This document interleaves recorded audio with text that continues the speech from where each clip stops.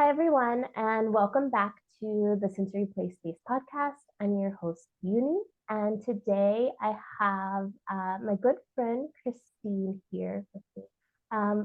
Christine is a good friend and a fellow teacher and mentor, and I met Christine a few years back whenever I was first entering into my birth work journey as a doula.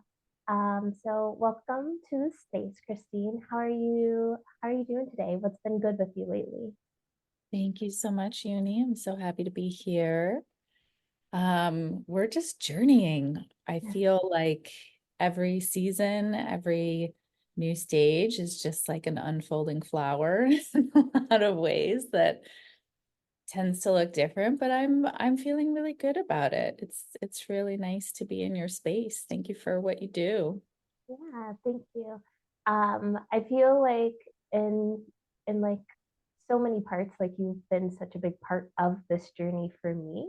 Not only in like the evolution of my knowledge and wisdom and the way that I understand like living in life, but also just in the like evolution of myself um, through through the things that you've shared with me over the years. So I don't know, like I welcome you here with so much gratitude and excitement to just kind of expand your presence and the things that you do in the world. So maybe you can just start us off by telling the peoples a little bit about you and what you do. Let us let us have a little peek into the heart and space of Christine. Oh, thank you. Um, at the heart, I am a spiritual seeker, but I'm most proud of how I've grown in to myself through mothering my four boys. And I came into studying Ayurveda and particularly Ayurveda for postpartum through that journey of becoming a parent. And through studying and just being so inspired and heartfelt and really noticing the need for that type of care in the world, that really brought me to how I met you, which was through the Center for Sacred Window Studies. And that's the space where I think people are just drawn not only to figure out how to care for new families after birth, but there's an energetic there. And that's how I feel like you and I really connected, because you were drawn to the energetics that, our community was putting out there. And I really have so much trust and faith that, people who are called to this path, people who are called to come into this program and into our lives in that way, are people were meant to meet, and people were meant to broaden this sort of collective effort, this collective understanding of how do we care for ourselves in a more conscious way? How do we care for, these new families who are clearly underserved in the medical community? Um, and I think there's a lot of connection between the health of our society and the health of those transitionary times, and the postpartum window being one that I'm particularly called to serve in. So I just really love how the people that I meet through the center have really helped and taught me so much about the work in general, about new perspectives, about being a better teacher, about um, understanding myself better. And I think the years, I mean, it's been several years since we've been working together in various ways. And I really treasure that. I really do. So yeah, that's what I have to say about me at this point. Yeah, thank you.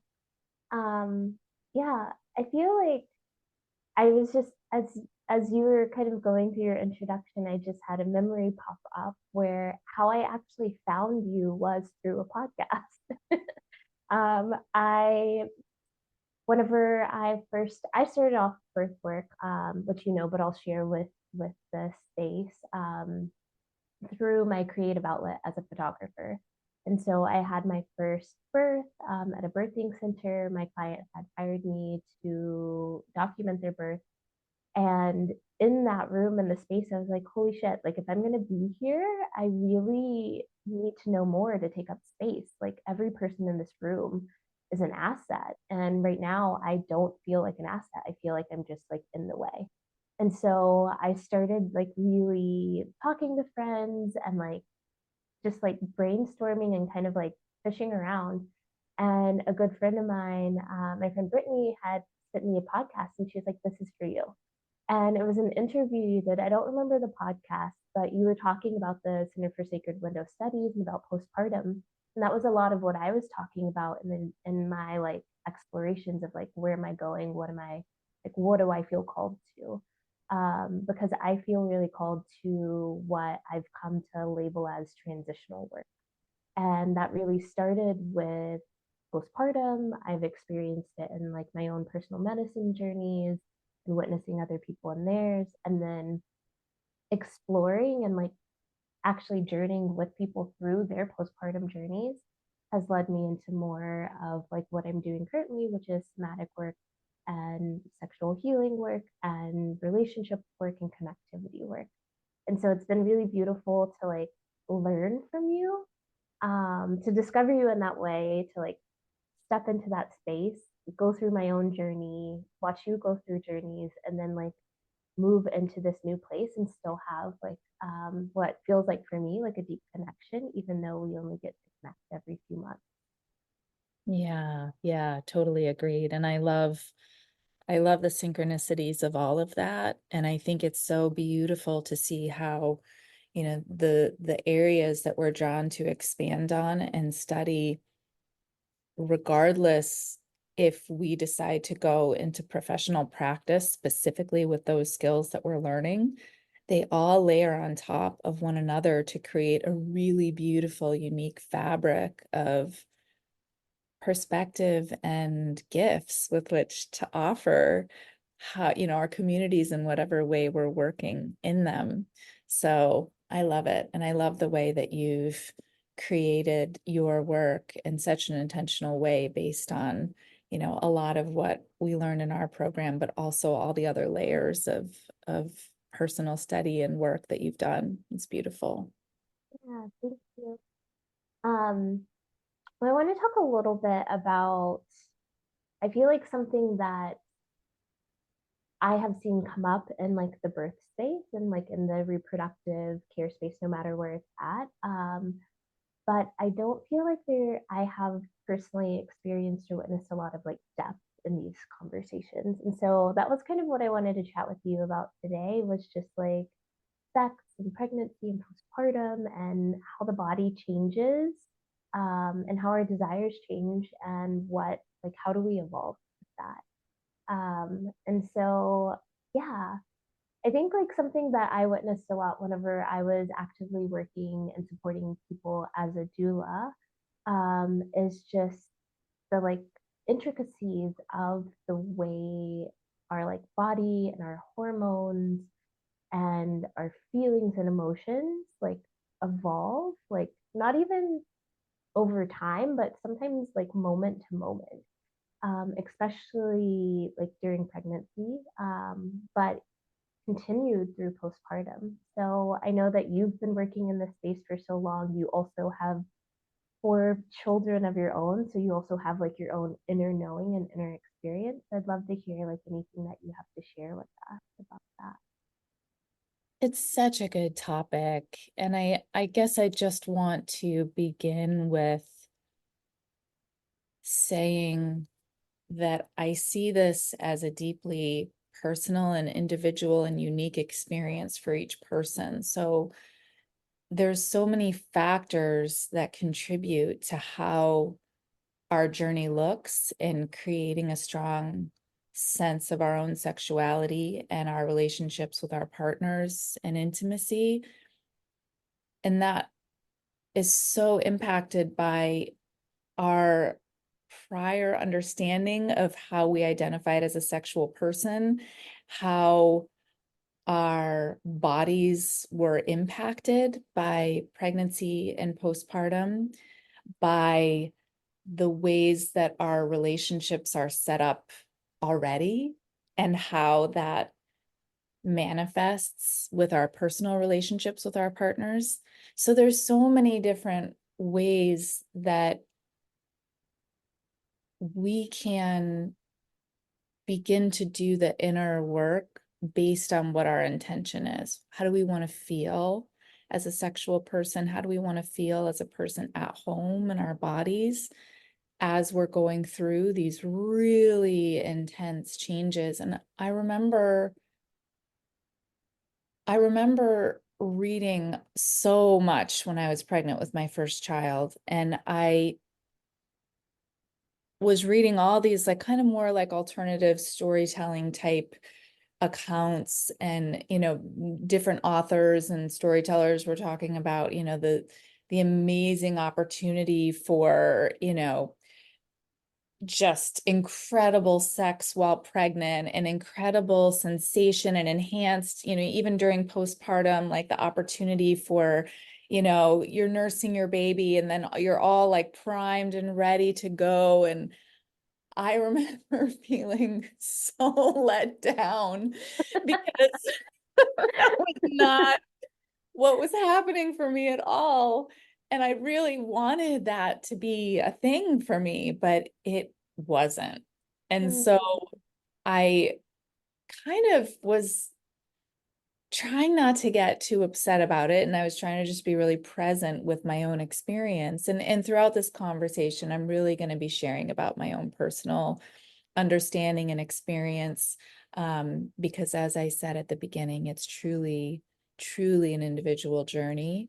But that's kind of the best part about it, is it's like it's it's up to us how we want to experience our own power, our own, sensuality. And there's so many things that contribute to that. And what I've been thinking a lot about in preparation for this conversation, at some point we can get into it, is really that overarching aspect of when we are well, when we are in a place of healthy balance, when we are in a place of feeling safe and cared for, a natural reflection of that is how vital we feel and how we're ready to go to a place of really harnessing that beautiful nature's power within us that's reflected in our sexuality and our access to be intimate in the ways that make us feel really good. So much of that is really based on what we're doing here, which is creating conscious care during those transition moments in life, particularly in my case, the pregnancy and postpartum journey.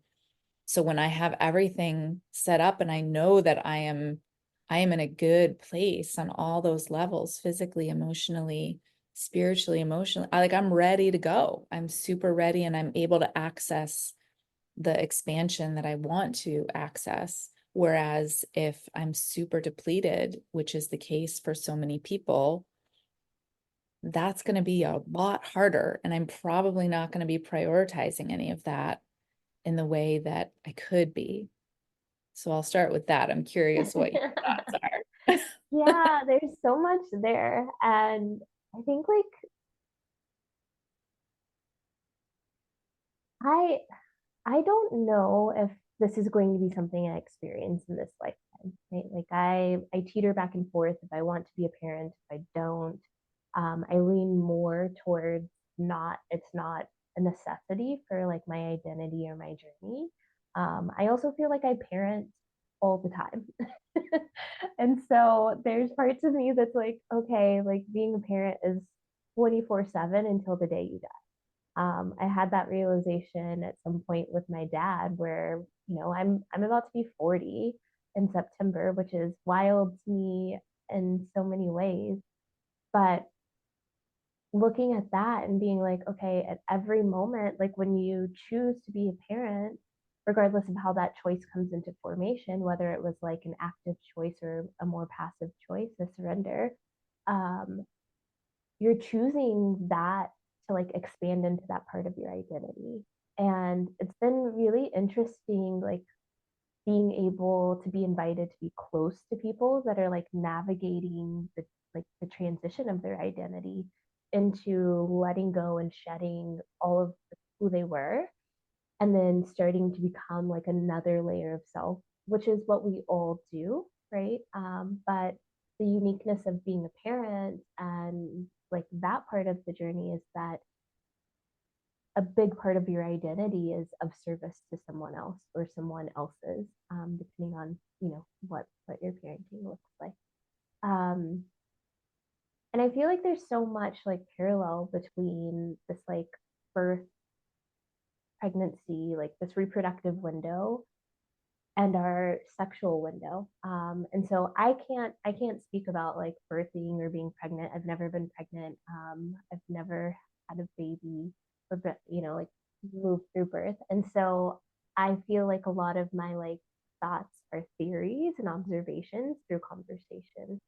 But I feel like through my like evolution of my like sexuality and my exploration, it has there's been like parallels through this like evolution of self, like as people are going through their reproductive journey. And you just brought up, like the capacity piece. Whenever you have capacity, it looks differently than whenever you're depleted.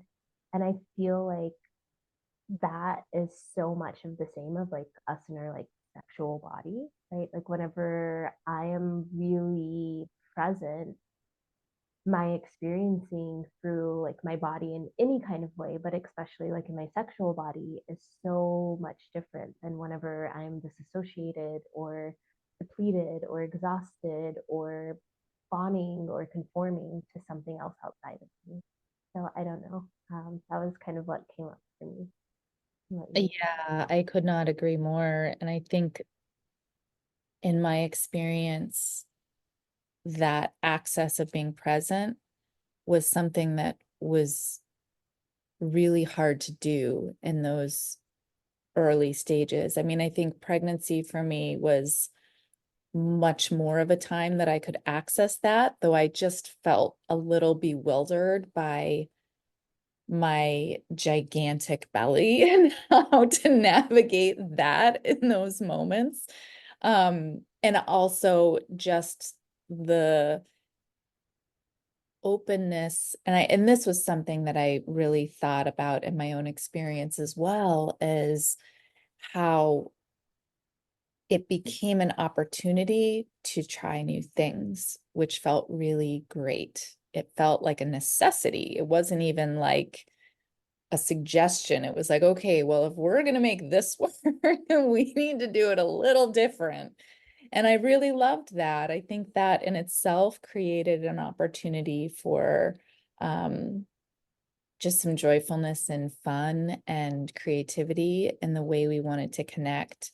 Um, and also, it wasn't something that my body was like, I think we again like have to look at the individual person, and like I was craving some other ways of connecting and feeling loved and intimate, and not necessarily the ways that I wanted to do that before I was pregnant. And so looking back on it now, I actually have a much gentler and um I really honor all those ways that I felt that in the moment I kind of felt a little unsettled that my desires were changing, and that my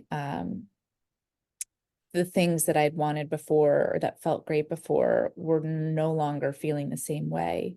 So I appreciate now, looking back, in a way that I couldn't really appreciate fully in the moment. Um, but in postpartum, that was really, really hard, Uni. I felt like my first birth was a beautiful birth, but my son was really a big baby and I tore pretty significantly. And so the process of healing my perineum with him left something called granular tissue. So when the scar forms, it creates like these little extra pieces of tissue on top of that scar. And it made it very painful to have penetration. It made it very, very uncomfortable.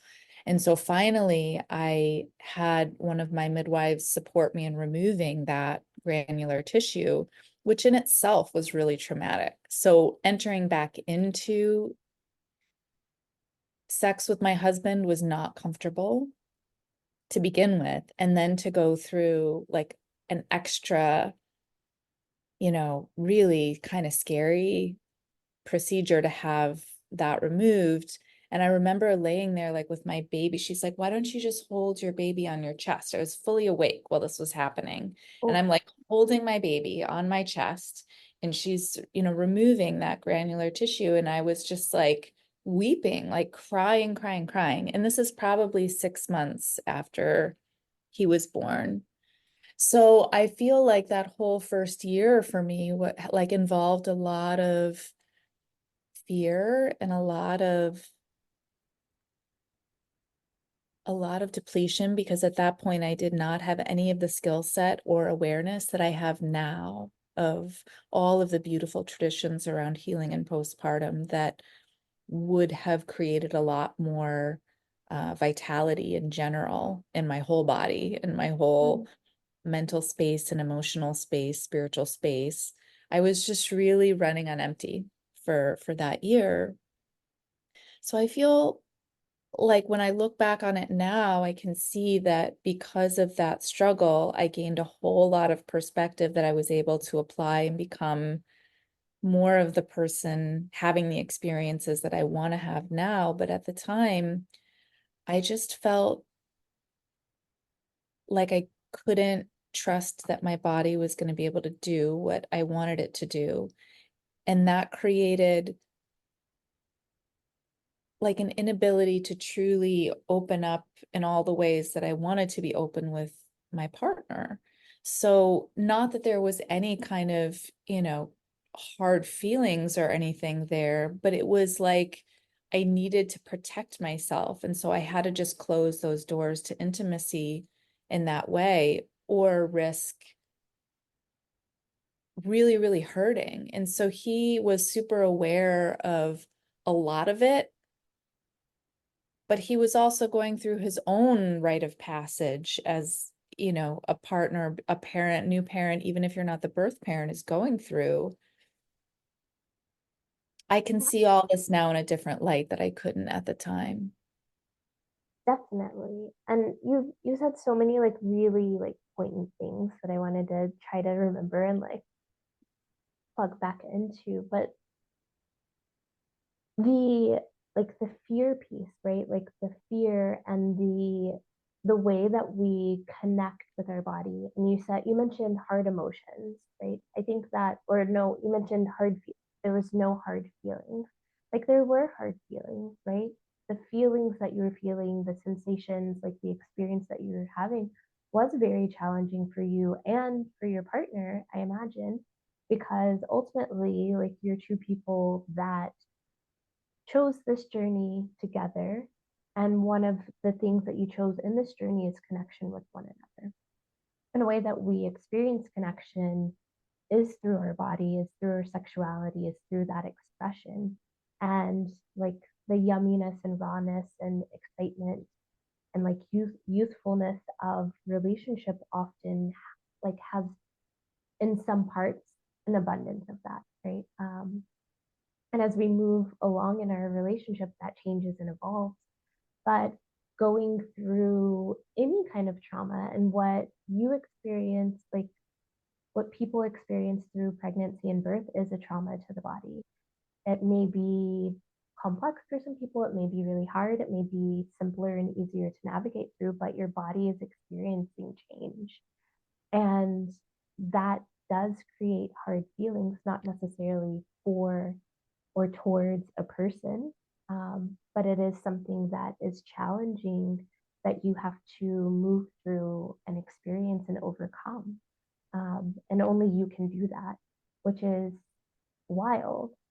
It's such a wild, like, I feel like the way that we, like, the connectivity between the emotion and the physical body and the way that's translated through like our feelings and sensations and fears is is intense.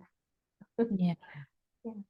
Yeah, it is really intense. And um, I think it's this beautiful opportunity to become super keyed in with this present moment. And we brought this up before, but that to me is like what it's all about. Because when there's a moment where something starts to feel hard or scary, I have learned from myself that if I pause and I really look at that thing that feels hard or scary, when I put my attention on it, it starts to dissolve some of its scariness just a little bit.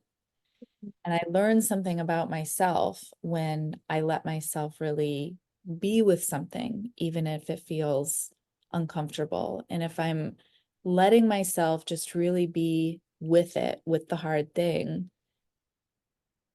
I notice that I'm able to like hear or sense or see like the next right thing to do about it.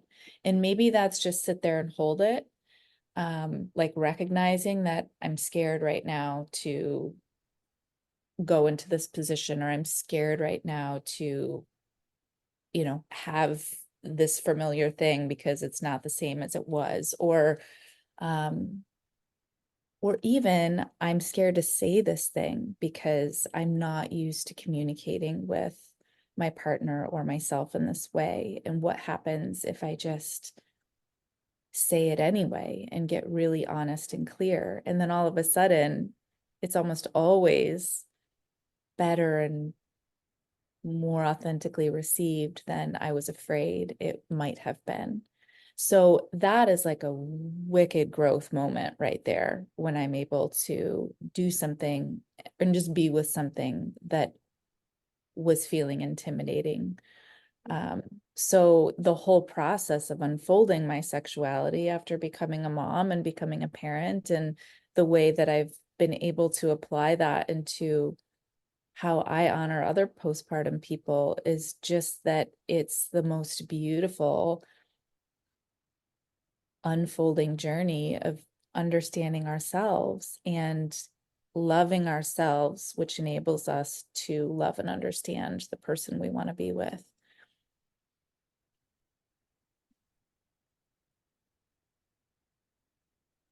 So I feel like, I mean, you mentioned communication, right?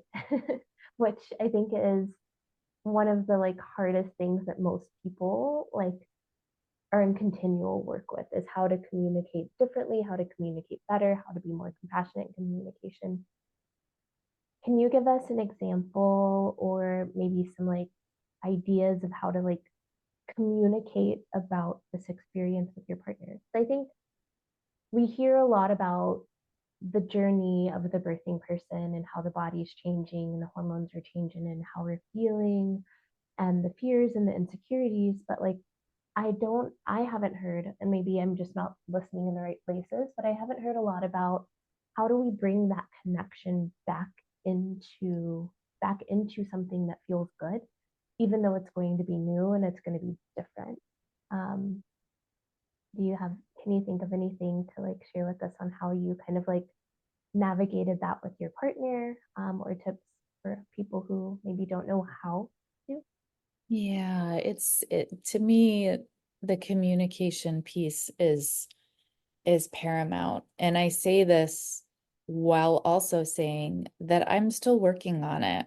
It's not something that was ever uh shown to me as an example, or um you know sexuality and partnership was not something that I was ever taught from my parents or any skilled mentor that could help me develop those skills. So I feel like I fumbled along, um but I do really trust my higher knowing, and I trust my connection with the universe and knowing what is aligned and what is right. And even though I may not always do it well, I believe that creating loving communication about what we need with our partners is a skill that always yields closer relationships and relationships with greater respect. So my experience has been hit or miss. Like when I hold my feelings back because I'm feeling, a little resentful, or maybe feeling like, he should already know this. Like, why do I have to say it? Like all those kind of extra residue layers of baggage that I'm carrying around get in the way of my communication. I have found that just prioritizing time with him to like look in the eyes and say what it is that I want, but also there's so many more ways to communicate than words. So sometimes words are not what's best for us. And so we can say a million things without saying words. Mhm. So for us, that has been like this beautiful, almost practice of like being able to communicate heart to heart with our movements, with our eyes, with our breath, with our bodies, to create a really meaningful connection and understanding of each other's needs without actually saying any words. And that, in a lot of ways, has been gentler and less scary and deeper in a lot of ways than like sitting down and having a talk. However, that talking piece of it for so many people, myself included, is tricky sometimes, but really important too. So again, like for me, if I'm feeling like I'm scared to say this thing, then I know like, oh, I think you need to say that thing. Mm. Yeah. So Yeah.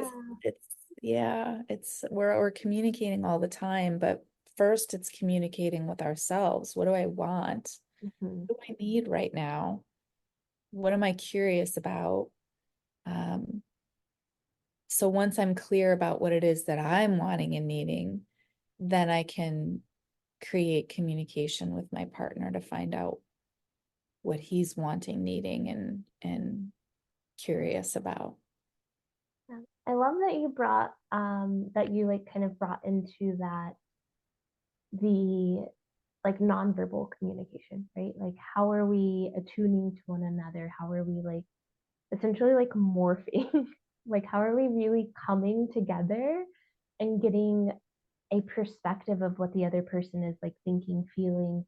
And I think that that is, for me personally, that is like one of the most beautiful and exciting things about connecting with someone else is it's not this like replication. It's not like this like manual. They're like, here's what to do or here's what I'm feeling. It's like really dropping into presence and like figuring out what is happening with them and then mirroring that back to them in a way that can allow them to feel safe to be more vulnerable, which I think is like what the tricky part is with like the verbal communication because we have the feelings and if someone is really paying attention to us, if we're really paying attention to one another, we can like drop into and like understand the vulnerability that someone is not communicating with the person, right?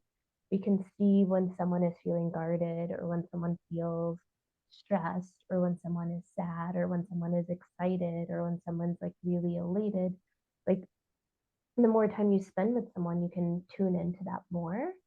But the vulnerability, I think for me, like the safety and vulnerability for me personally has come when someone is actually present with me and giving me that space for my body to calm, for my nervous system to shift, for me to think about the thing that feels weird or scary or nervous or like edgy, and then giving me space and encouraging me in that space to like really bring it to surface, whether it be through like my actions or through my words. But I think that for me, like also the like being able to communicate things with my words has given me a lot more power in the ways that my actions follow.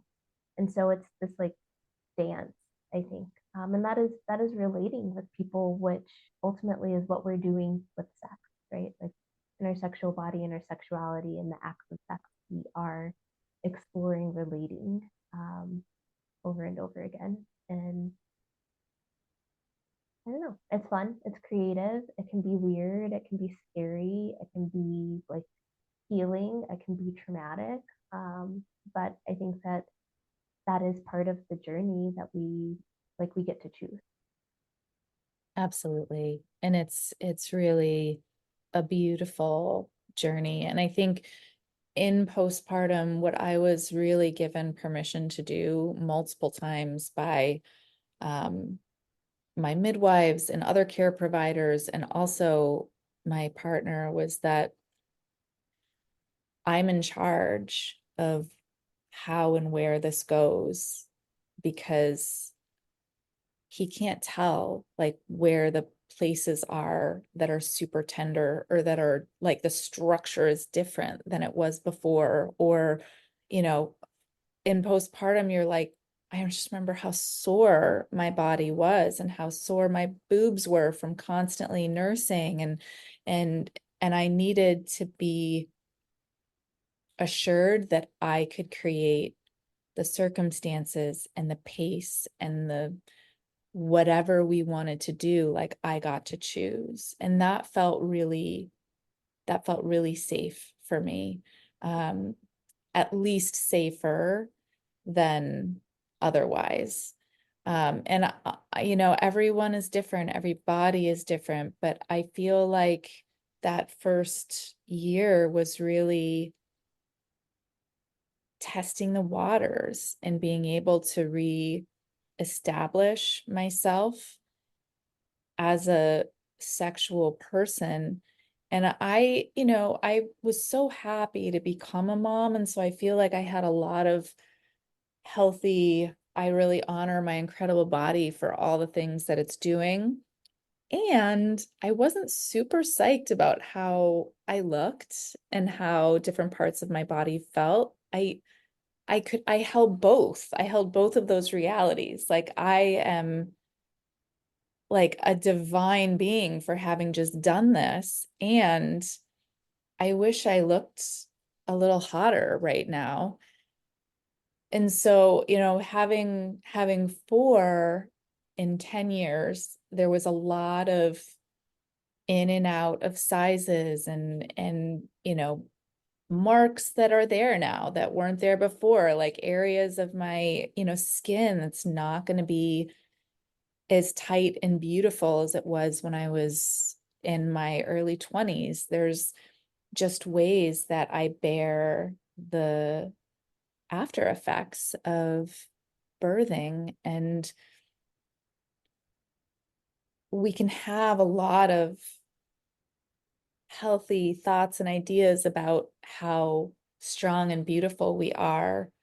But I have found it's still a practice in getting to know and getting to appreciate the changes and the wounds, but also like, it's like the most beautiful battle that we can ever go through. And we carry those wounds and those scars.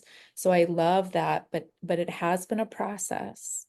And I think now, where my youngest is 7, I feel like in even the last, few years, I'm still unfolding and entering into this new phase of who I am as a sexual person and how I feel in my body, which is different than it was, when I was still nursing and all of those things.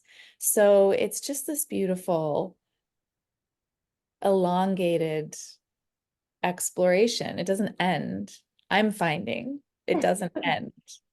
No, it never ends because we're constantly evolving, like we are creatures, we are products of nature, and nature's, we talk about this, we have talked about this a lot, like the cycles and the seasons and how that happens like on a yearly basis, but it also happens like on a life basis. And so you're constantly evolving and cycling. And I don't know, I was just wondering, I feel like in the birth space, we also talk a lot about like our own journeys, which is, I think one of the most important things that we like get to discover and uncover. But looking at like our sexuality and our sex and our activity whenever we have partners and people that we have been on or like going through parts of this journey with, what are some like, can you remember or think of any things that kind of you were able to do to assure your partner? Because you mentioned it like briefly earlier, you know, like he was in his own journey, he was in his own insecurities or fears or emotions, grief, like anger, like all like joys, like all the things that you were also experiencing, but you guys are doing it in separate ways. Um, so I'm curious, as you were like kind of navigating like your body things and the feelings and not being able to meet him maybe in some of his desires, what were some things that you were able to do to help reassure him? Because it sounds like you shared there were things that he was able to do to kind of meet you where you were at. Were there some things that you were able to do that also helped him feel closer to you? Oh, that's such a good question. And I think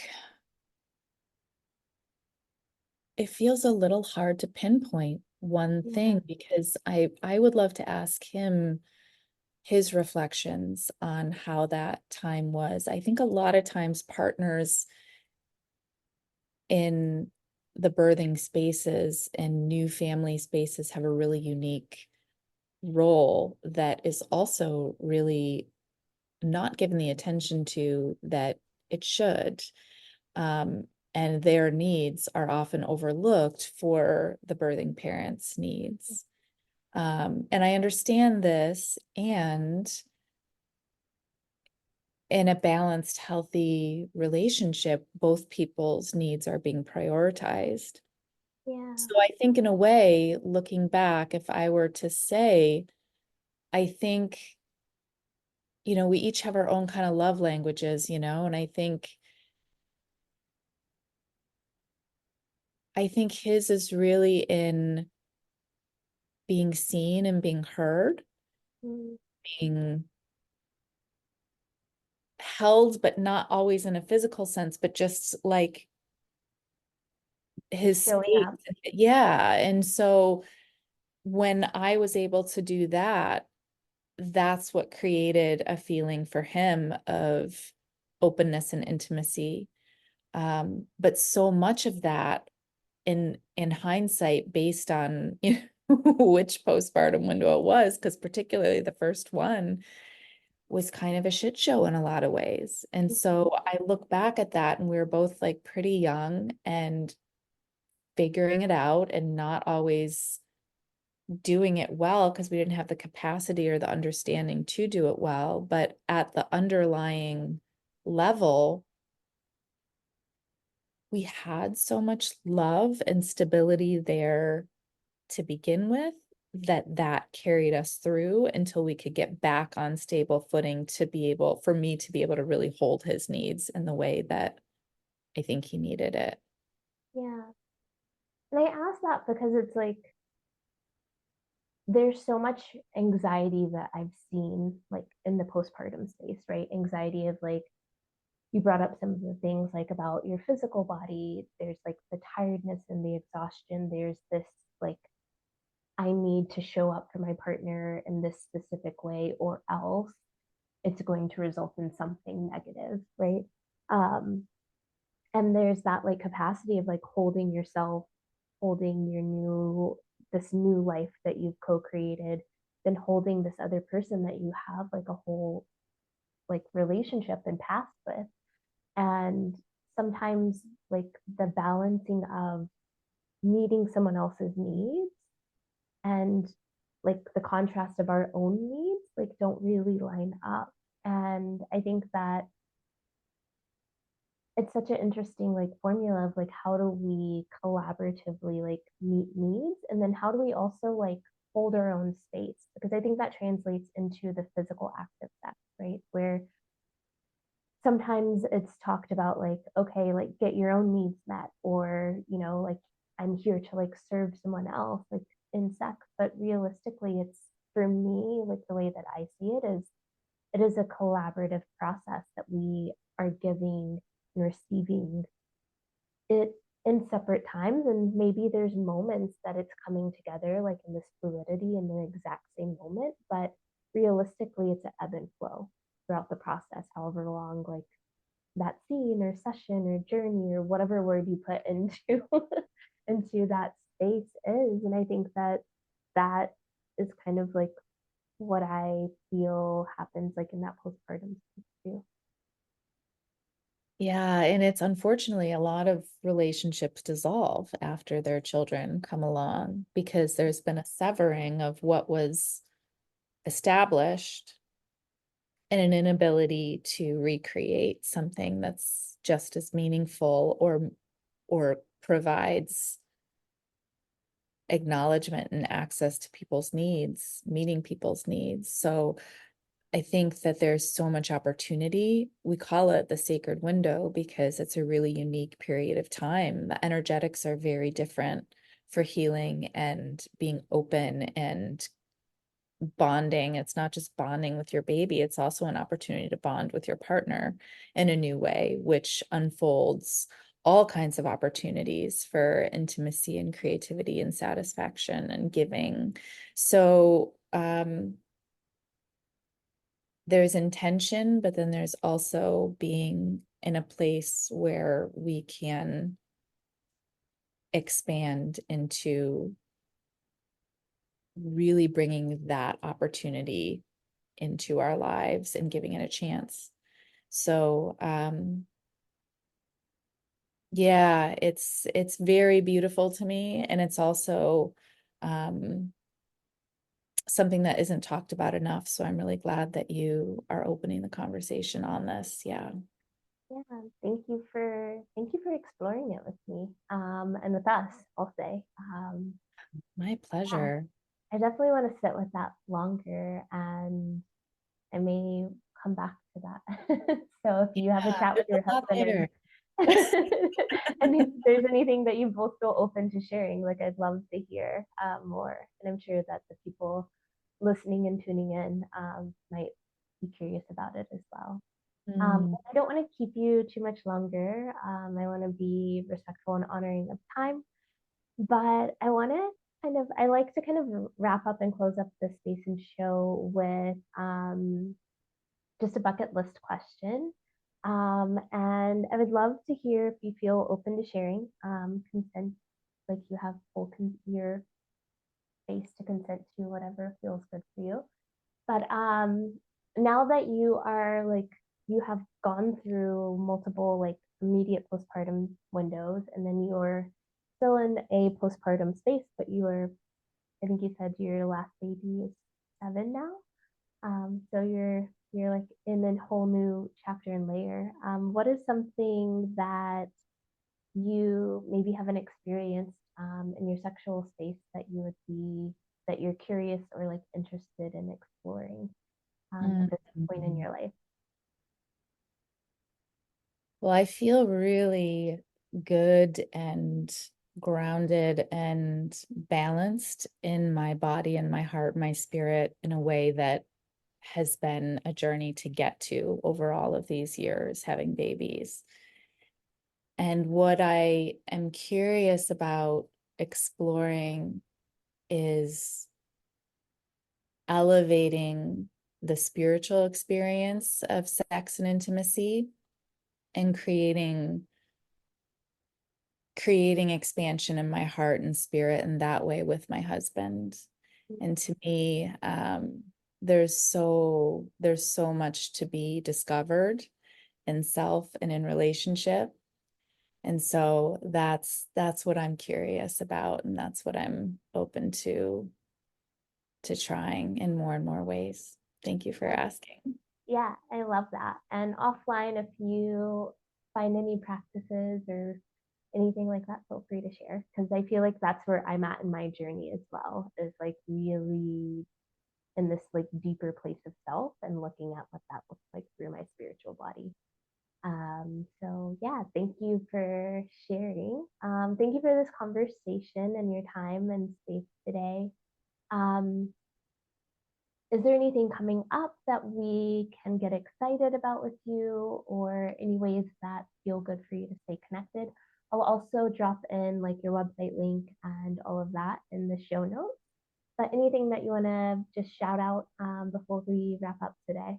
Oh, thank you so much. Yeah, this has been amazing, Uni. I guess our programming is so, pretty solid and cyclical at this point. The conscious postpartum caregiver program is every year it just grows more fully into itself, and we have more and more students coming into it. It's a year-long sacred cycle. You're learning conscious postpartum care from the Ayurvedic perspective, but it's such an embodied program that you're taking yourself on this personal journey of conscious caregiving at the same time. And we also offer a hands-on opportunity for people that are really called and able to be in person. So that happens once a year. But ultimately, it's really my commitment to creating access for people to move down this path. I think it is supporting humanity at large as more and more of us become trained in this type of work. So I love to talk to people, and Uni can attest. I'm always happy to have conversations with people considering this path. But beyond that, there's just a lot of great resources and perspectives, um, and the website, will direct you to all of that. So thank you for the opportunity to share that. Yeah, thank you. And I will definitely like just amp that up. Like I think that the conscious postpartum caretaker program really transformed my life. Ayurveda specifically, and even though I'm not certain that that will be part of my journey, um, it has helped me really understand people um, from all walks of life in such a like beautiful, tender way that has helped me soften. And if you ever have the opportunity to share space with Christine, I highly, highly recommend it. Christine, you're such a beautiful mirror and gift to the world. So thank you for being here with us. And thank you for sharing your heart and your space. And thank you all for tuning in. And we will see you